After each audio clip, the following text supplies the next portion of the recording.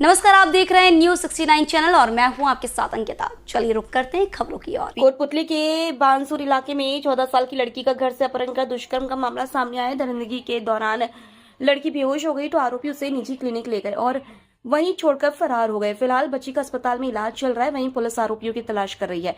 घर से अपहरण, जंगल में ले जाकर किया रेप।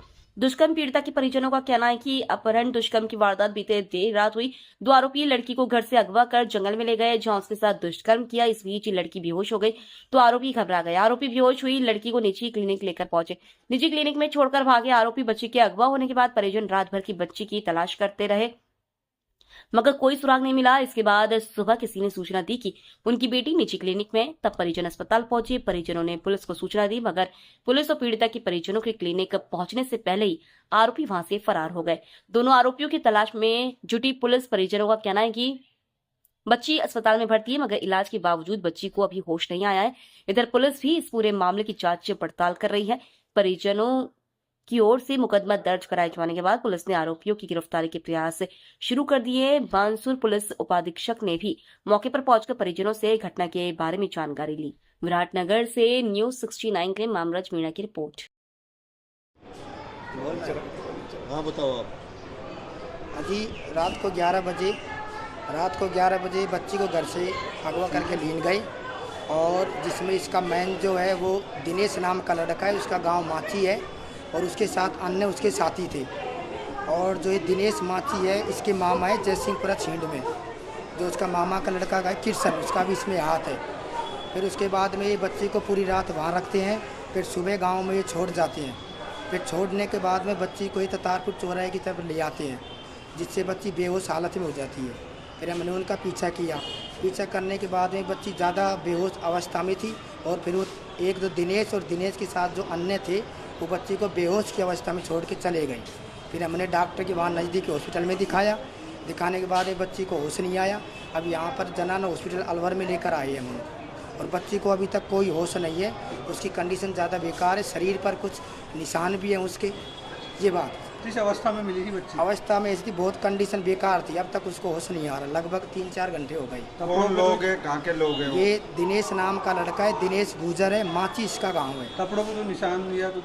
हाँ, कपड़ों पर भी कुछ निशान है, जैसे मिट्टी के निशान है, जैसे बच्ची को खींचा गया हो झाड़कियों में।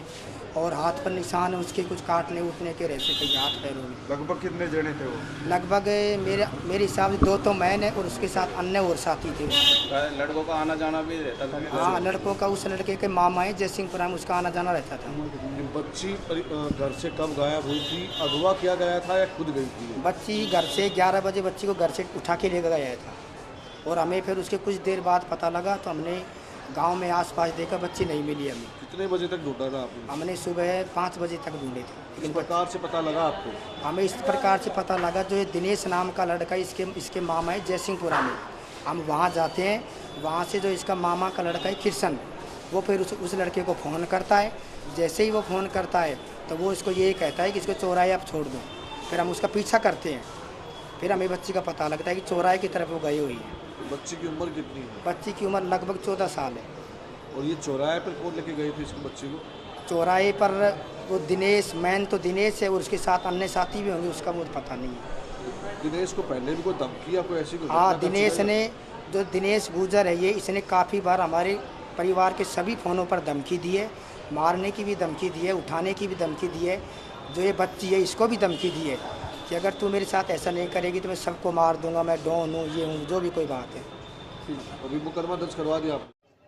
11:30 बजे के लगभग श्रीमान डिप्टी साहब ने मेरे को फ़ोन करके बताया कि आप को अलवर जाना है। अमीरपुर में कोई लड़की को रात को कोई उठा के ले गया, इसका इलाज के लिए वहाँ जाना है।